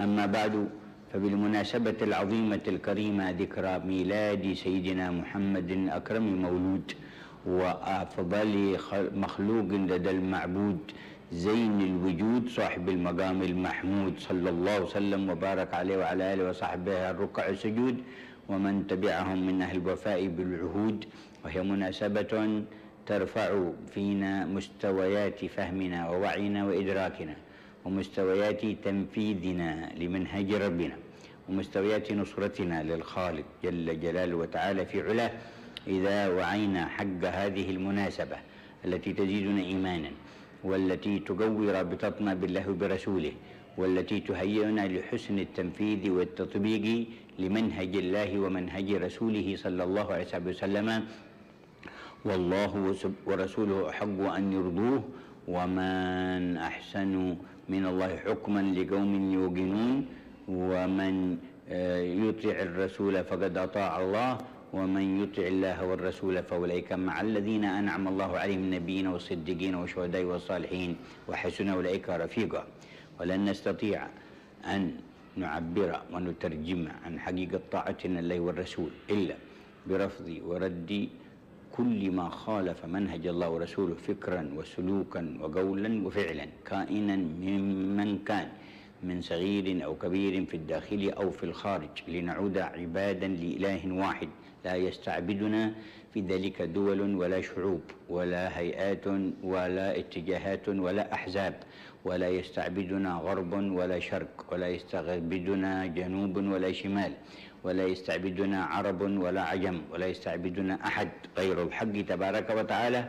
وبذلك نترجم عن حقيقة طاعتنا لله وللرسول برد كل ما خالف منهج الله ومنهج رسوله صلى الله عليه وسلم وحسن قيامنا بما شرع لنا الحق ورسوله فرضا وسنة وحسن استخدام للمباحات في تحقيق المقاصد وخدمة هذه المقاصد، فنأخذ سعة الدين لا مزلة لنا وسقطة نقع بها تحت أيدي المخالفين والمعاندين له ولرسوله، ولكن نأخذ سعة الدين لنكون بها سلاطين في حسن البيان وفي الأخذ والرد وفي إقامة الحجة والبرهان وفي الإعراض عن الجاهلين وفي البيان للمسترشدين وفي إقامة الحجة على المعرضين والمتجاهلين والمتصاممين والمتعامين، واستمطارا لرحمة الله واستهداء للحق تعالى لخلقه، فإنه لا هدي إلا من هداه جل جلاله وتعالى في علاه. فليكن من الاحتفال بذكرى المولد إقامة هذه الأسس التي بها شرف من شرف من أخيار وعلماء وأولياء أندونيسيا من حين دخلها الإسلام، سواء من القرون الأولى أو من حيث انتشر في القرن السابع الهجري بين حكامها ومحكوميها، وما تسلسل في ذلك من ألوف من أرباب العلم والتقوى والصلاح إلى آخر من فقدتموه من النماذج المتصلة بهذه الحقيقة وهذه الطريقة وهذه العروة الوثيقة عليهم رضوان الله تبارك وتعالى. سررنا بما تقدم من الطلب على أيدي الدكتور الكياهي الحاج أقول سالم مشرف الدائرة الدعوية بالمكتب المركزي لجمعية نهضة العلماء، والكياهي الحاج مصباح المنير المدير التنفيذي لبرنامج المولد السنوي، أن نشارككم في هذه المناسبة التي المحل الرفيع في قلب كل مؤمن بهذا الشفيع حبيب الإله البديع البصير السميع صلى الله عليه وعلى آله وصحبه وسلم. وهذه المشاركة تحرك في العواطف أسرار سرايات الإيمان في قلوب وأرواح كانت قبلنا تواصلت في الله ومن أجل الله وتحابت في الله، وورثتنا عهدا أكيدا وموثقا غليظا نقوم به بحق هذه الأمانة بالتواصي بالحق والصبر والتعاون على مرضاة ربنا وتقويم مسارنا ومسلكنا بمنهاج إلهنا وخالقنا، مستنيرين بهذا النور الذي أشار إليه سيدنا العباس بن عبد المطلب وهو خاطبا لرسول الله في آخر عمره يقول له: وأنت لما ولدت أشرقت الأرض وضاءت بنورك الأفق، ونحن في ذلك الضياء وذلك النور وسبل الرشاد نخترق، فلنكن في ذلك الضياء وفي ذلك النور مخترقين سبل الرشاد غير مخترقين من أهل الغواية والضلال والعناد بشان من الشؤون في الظهور والبطون.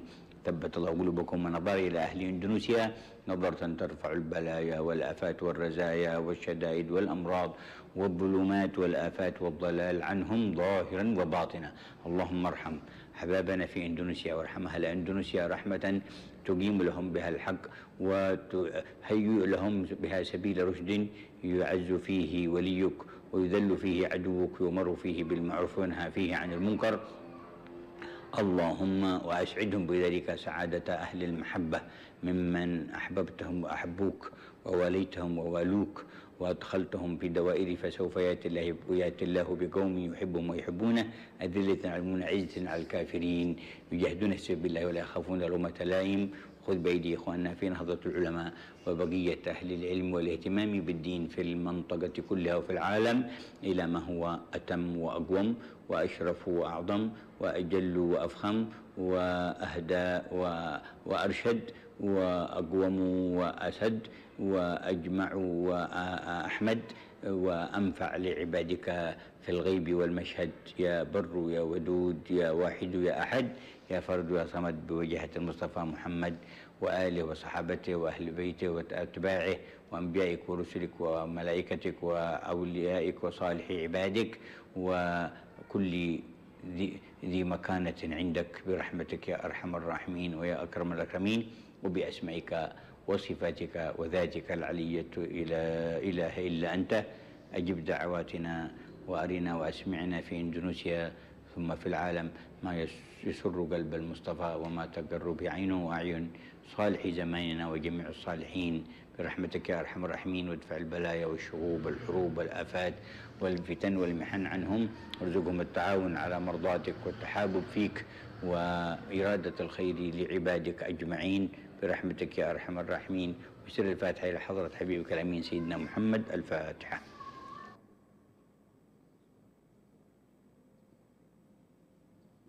وإياك نستعين اهدنا الصراط المستقيم صراط الذين أنعمت عليهم غير المغضوب عليهم waladdallin amin. Kami mohon kepada guru kita Fadilatul Habib Hamid Al-Gadri untuk memberikan terjemahan dari nasihat dan hikmah yang disampaikan oleh Faqamatul Habib Umar bin Hafiz. Falyatafaddal mashkura.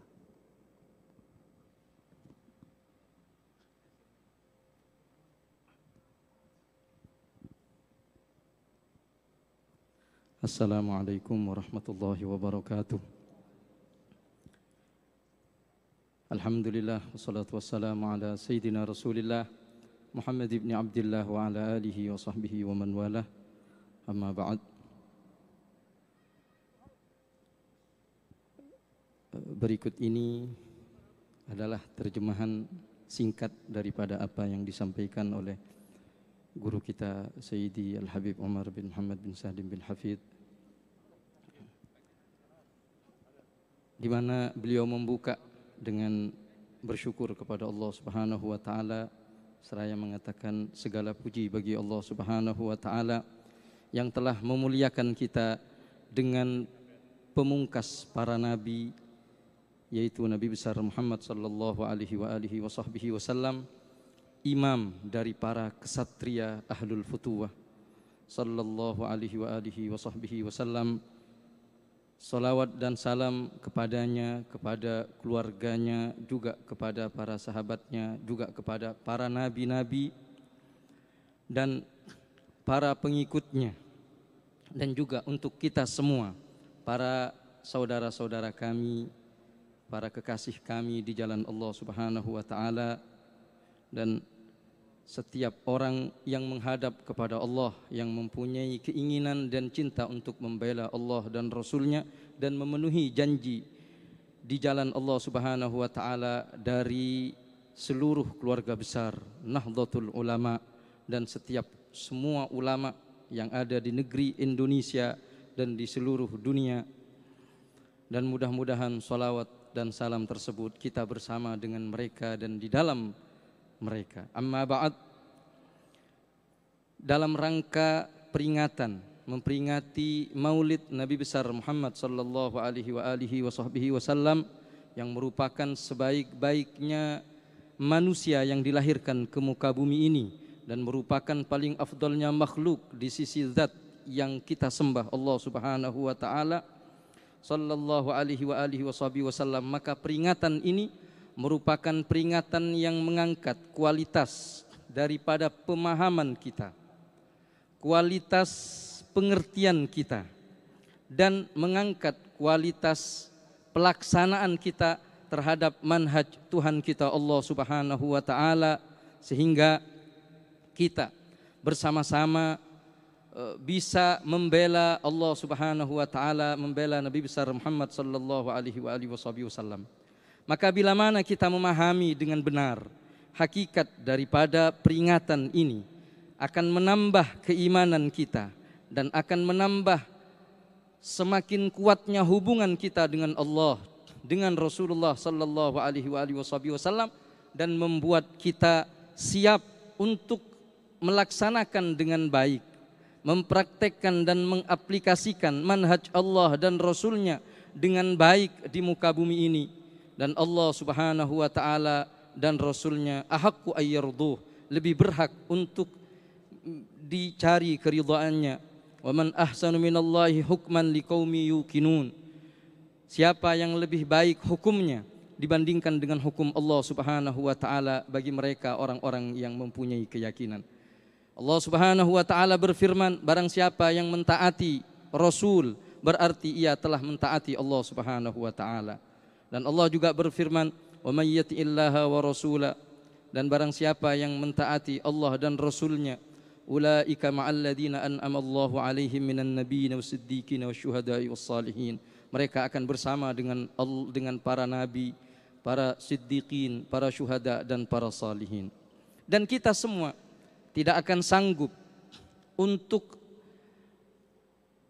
mengungkapkan dan menerjemahkan hakikat ketaatan kepada Allah Subhanahu wa taala dan kepada Rasulullah sallallahu alaihi wasallam kecuali dengan menolak dan tidak menerima setiap sesuatu yang bertentangan dengan manhaj Allah Subhanahu wa taala, baik di dalam pemikiran, di dalam suluk, di dalam ucapan, di dalam pekerjaan, dalam bentuk apapun, besar ataupun kecil, dari luar ataupun dari dalam.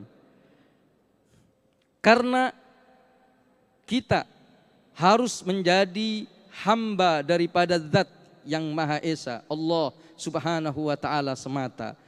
Kita tidak akan menjadi hamba atau diperbudak oleh apapun bentuknya, baik itu negara, rakyat, kelompok, partai, barat ataupun timur, selatan ataupun utara, Arab ataupun ajam. Kita hanya tunduk dan menjadi hamba Allah Subhanahu wa Ta'ala. Dan inilah bentuk daripada hakikat kita taat kepada Allah Subhanahu wa Ta'ala, dengan menolak segala apapun yang bertentangan dengan ajaran Allah Subhanahu wa Ta'ala, dan dengan baik dengan sebaik mungkin melaksanakan manhaj Allah Subhanahu wa Ta'ala, baik yang bersifat fardu ataupun yang bersifat sunnah, dan menggunakan hal-hal yang mubah untuk mencapai tujuan-tujuan mulia, untuk menjadikan hal-hal yang mubah tersebut mengabdi kepada tujuan mulia kita semua. Dan kita mengambil keluasan agama, luasnya agama Islam, bukan untuk menjatuhkan ataupun menjadi barang permainan bagi mereka orang-orang yang menentang ajaran Allah dan Rasul-Nya. Kita jadikan keluasan agama ini sebagai bentuk hujjah, menyampaikan dengan baik, dan di dalam menyampaikan argumentasi kepada mereka orang-orang yang berpaling, orang-orang yang tidak mengerti akan hakikat ajaran-ajaran yang agung daripada ajaran agama ini. Dan hal ini juga agar dijadikan sebagai salatin atau sebagai kekuatan untuk mereka orang-orang yang ingin mengetahui, yang ingin mengetahui tentang ajaran Islam dengan baik. Itulah tujuan kita di dalam hal ini. Dan kita jadikan luasnya agama ini sebagai bentuk untuk mendapatkan rahmat dari Allah Subhanahu wa Ta'ala dan melaksanakan amanah Allah Subhanahu wa Ta'ala terhadap makhluknya, karena tidak ada yang bisa memberi petunjuk kecuali mereka yang diberi petunjuk oleh Allah Subhanahu wa Ta'ala. Maka jadikanlah ihtifal kita, perayaan kita dalam Maulid Nabi ini untuk melaksanakan nilai-nilai ini, pondasi-pondasi ini, di mana dengan pondasi ini menjadi mulia mereka orang-orang yang mulia dari para wali dan para ulama di negeri Indonesia ini, mulai dari masuknya Islam di Indonesia dari abad pertama sampai tersebarnya Islam di Indonesia pada abad ke-7 Hijriah, baik yang melalui tangan-tangan para pemimpin, para raja-raja dan masyarakat Indonesia, serta yang berkesinambungan para pengikut-pengikut berikutnya, ribuan para ulama dan orang-orang saleh dan orang-orang yang bertakwa, sampai mereka yang terakhir yang sempat kita tututi, yang sempat kita menututi masa hidup mereka.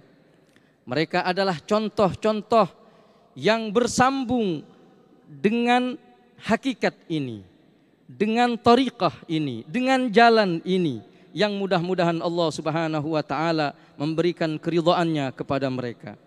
Sungguh saya sangat bahagia sekali atas undangan daripada Kiai Haji Dr. Agus Salim selaku Ketua LDNU dan Kiai Haji Misbahul Munir selaku panitia penyelenggara yang telah mengundang kami untuk ikut serta di dalam acara ini. Acara yang merupakan tempat, acara yang mempunyai tempat bagi setiap mereka orang-orang yang cinta kepada Nabi Muhammad sallallahu alaihi wasallam, dan acara semacam ini, dan kami ikut serta di dalam acara ini tidak lain adalah untuk bisa mewujudkan, menguatkan keimanan, rahasia-rahasia iman yang bersambung dengan orang-orang sebelum kita.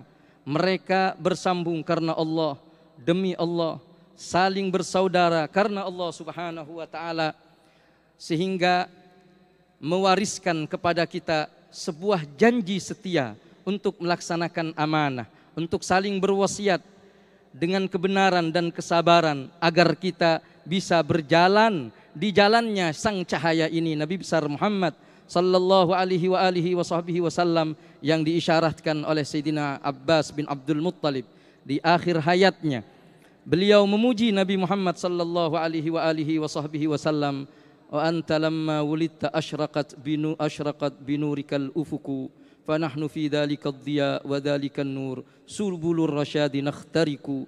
Engkau tatkala dilahirkan maka alam semesta menjadi terang benderang, dan dengan itu kita semua bisa mendapatkan hidayah dari Allah Subhanahu wa taala. Itu yang diucapkan oleh Sayyidina Abbas bin Abdul Muttalib atas kelahiran baginda Nabi besar Muhammad sallallahu alaihi wasallam. Maka mudah-mudahan Allah Subhanahu wa taala menguatkan hati kita semua, menguatkan hati kalian semua, dan terutama para penduduk negeri Indonesia. Mudah-mudahan Allah Subhanahu wa taala angkat segala musibah, bala, malapetaka, segala kegelapan daripada negeri Indonesia, dan mudah-mudahan Allah Subhanahu wa taala menyiapkan untuk mereka hal-hal yang baik, dan Allah berikan petunjuk untuk mereka. Allah bahagiakan dengan segala kebahagiaan, terutama para ulama yang tergabung di dalam organisasi Nahdlatul Ulama. Mudah-mudahan diberkahi oleh Allah Subhanahu wa taala. Dan juga mudah-mudahan di antara doa yang beliau sampaikan, beliau mengatakan, dan mudah-mudahan Allah memperdengarkan, memperlihatkan kepada kita dari penduduk Indonesia hal-hal yang dapat membahagiakan hati Nabi besar Muhammad sallallahu alaihi wasallam. Dan beliau telah berdoa dengan doa yang panjang, yang mudah-mudahan apa yang beliau sampaikan diterima oleh Allah Subhanahu wa taala. Demikian yang dapat kami terjemahkan. Mohon maaf. Wassalamualaikum warahmatullahi wabarakatuh. Kami ucapkan terima kasih kepada Fadilatul Habib Hamid Al-Qadri, awfarallahu jazaakum ala husni musyarakatikum wa husni tarjamatikum. Hadirin dan pemirsa yang dirahmati oleh Allah Subhanahu wa taala, telah sampailah kita pada penghujung acara, yaitu munajat Maulid yang insya Allah akan dipimpin oleh guru kita, Rais Am Pengurus Besar Nahdlatul Ulama, kepada Bapak Kiai Haji Miftahul Akhyar. Waktu dan tempat kami silakan.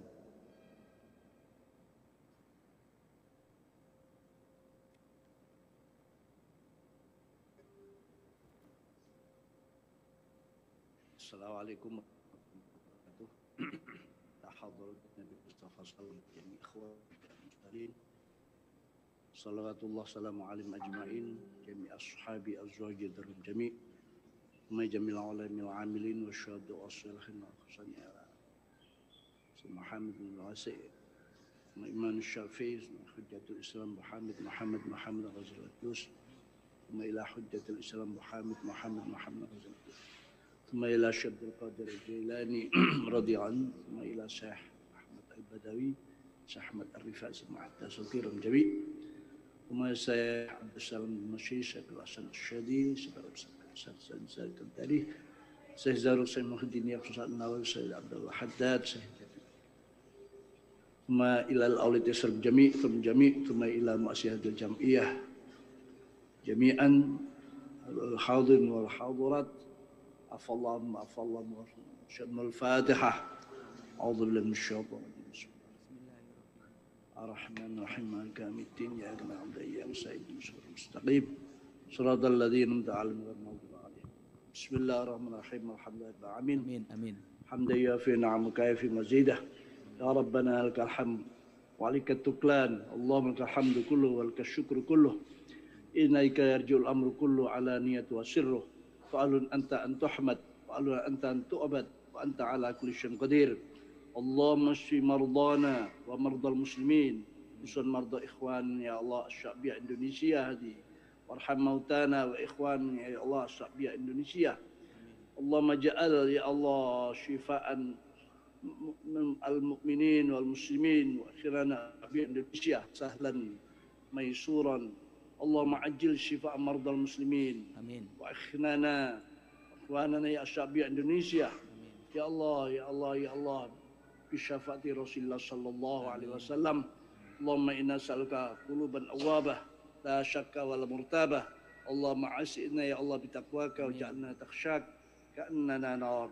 يا شافي كل مريض اشفي مرضانا ومرضى المسلمين وارحم موتانا وموتى المسلمين برحمتك يا أرحم الراحمين وعظمك يا أكرم الأكرمين. يا الله في أيام ذكر ماضي سيد الوجود سيدنا محمد صلى الله عليه وسلم، يا الله يوسعنا أن نخاطب هذا الحبيب العظم سيدنا محمد صلى الله عليه وسلم. يا سيدي يا رسول الله تبت حبا نبيا ورسولا عابدا زاهدا متواضعا مقبلا الله عز وجل. سيدي يا رسول الله تبت ميتا وقد حرم الله عز وجل على الأرض أن تأكل هذا الجسد الطاهر الشريف المبارك. يا سيدي يا رسول الله تبت في روضتك الشريفة ونسأل الله أن يرزقنا أن نصل فيها يا الله في روضتك ركعتين. سيدنا يا رسول الله تبت في روضتك الشريفة حيث وكل الله عز وجل على قبرك ملائكة تبلغ سلام من يسلم عليك من أمتك. فالصلاة والسلام عليك يا سيدي يا رسول الله يوم ولدت ويوم خرجت من الدنيا. والصلاة والسلام عليك يا سيدي يا رسول الله وأنت في قبرك الشريف. والصلاة والسلام عليك يا سيدي يا رسول الله تنشق الأرض عنك. والصلاة والسلام عليك يا سيدي يا رسول الله عندما تبعث يوم القيامة ولواء الحمد بيدك. والصلاة والسلام عليك يا سيدي يا رسول الله في الأولين وفي الآخرين. جعل الله عز وجل أرواحنا فداء لك يا سيدي يا رسول الله. يا سيدي يا رسول الله أنت محمد وأنت أحمد وأنت الماخي الذي محى الله بك الكفر وأنت العاقب فلا نبي بعدك وأنت نبي الرحمة ونبي التوبة. فالصلاة والسلام عليك يا سيدي يا رسول الله. عندما قلت من أشد أمتي لي حبا ناس يكونون بعدي يود أحدهم لو رآني بأهلي ومالي. أرجو الله عز وجل أن نكون منهم. سيدي يا رسول الله من حقنا أن نفتخر وأن نرفع يا الله رؤوسنا عاليا بك. أنت الوحيد في هذا الوجود فلا مثيل لك لا من قبلك ولا من بعدك. فأنت بشر ولست كالبشر بل أنت ياقوتة والناس كالحجر. سيدي يا رسول الله بك نتحدى العالم أجمع. سيدي يا رسول الله في كل مكان وزمان وإلى قيام الساعة نقول بملء أفواهنا هذا هو سيدنا محمد عليه الصلاة والسلام أسوتنا وقدوتنا ونبينا وشفيعنا. فعند الإنسانية مثل سيدنا محمد صلى الله عليه وسلم يتبعونه. وربنا الذي قال لنا لقد كان لكم في رسول الله أسوة حسنة لمن كان يرجو الله واليوم الآخر وذكر الله كثيرا. اللهم يا الله ارفع عنا البلاء والوباء والمحن والزلازل خصوصا طاعون والوباء كورونا هذه يا الله. يا الله يا الله ارفع عنا يا الله عن بلدتنا إندونيسيا هذه عن سائر بلدان المسلمين عامة. يا الله يا الله برحمتك يا أرحم الراحمين. اللهم أعطنا أمل رجاء وفق الأمر يا من بفضل لفضل نسأل إلي العجل إلي الإجابة يا من أجاب نوحا في قومه يا من نصر إبراهيم العدائه يا من رد يوسف على يعقوب يا من كشف ضر أيوب يا من أجاب دعوة زكريا يا من قبل تسبيح يونس من التاء. نسألك بأسرار أصحاب هذه الدعوات المستجابات أن تتقبل ما بي دعوناك وأن تؤتينا ما بي سألناك وأنجز لنا وعدك التي وعدته لعبادك الصالحين. لا إله إلا أنت سبحانك إني كنت من الظالمين. إن قطعت آمالنا عزتك إلا منك وخابر جرحك إلا فيك. إن أبطأت غارة الأرحم وابتعدت فأقرب منا غارة الله. يا غارة الله جدي سر مسرف في حال أقدادنا هذه يا غارة الله. عادت العادون جاروا ورجنا الله مجيرا وكفى بالله وليا وكفى بالله نصيرا. يا واحد يا حليم حسبي ونعم الوكيل ولا حول ولا قوة إلا بالله العلي العظيم. سلام على نوح في العالم استجب لنا آمين آمين آمين. فقد أداب القوم الذين ظلموا فاصبحوا لا يرى إلا مساكنهم والحمد لله رب العالمين. سورة الفاتحة. أعوذ بالله من الشيطان الرجيم بسم الله الرحمن الرحيم الحمد لله رب العالمين الرحمن الرحيم مالك يوم الدين إياك نعبد وإياك نستعين اهدنا الصراط المستقيم صراط الذين أنعمت عليهم غير المغضوب عليهم ولا الضالين Assalamualaikum warahmatullahi wabarakatuh. Waalaikumsalam warahmatullahi wabarakatuh. Kami ucapkan terima kasih kepada orang tua kami, guru kami Rois Am, Bapak Kiai Haji Miftahul Akhyar. Adaballahu sihatakum wa atalallahu baqa'akum wa nafa'allahu bikumul bilad wal ibad. Hadirin dan pemirsa, perayaan Maulid Akbar Nabi besar Muhammad sallallahu alaihi wasallam yang dirahmati oleh Allah Subhanahu wa taala, telah sampailah kita di penghujung acara. Atas nama penyelenggara kami ucapkan terima kasih yang sebesar-besarnya. Mohon maaf atas segala kekurangan. Dumtum fil khairi wal barakah. Wallahul muwaffiq ila aqwamit thariq.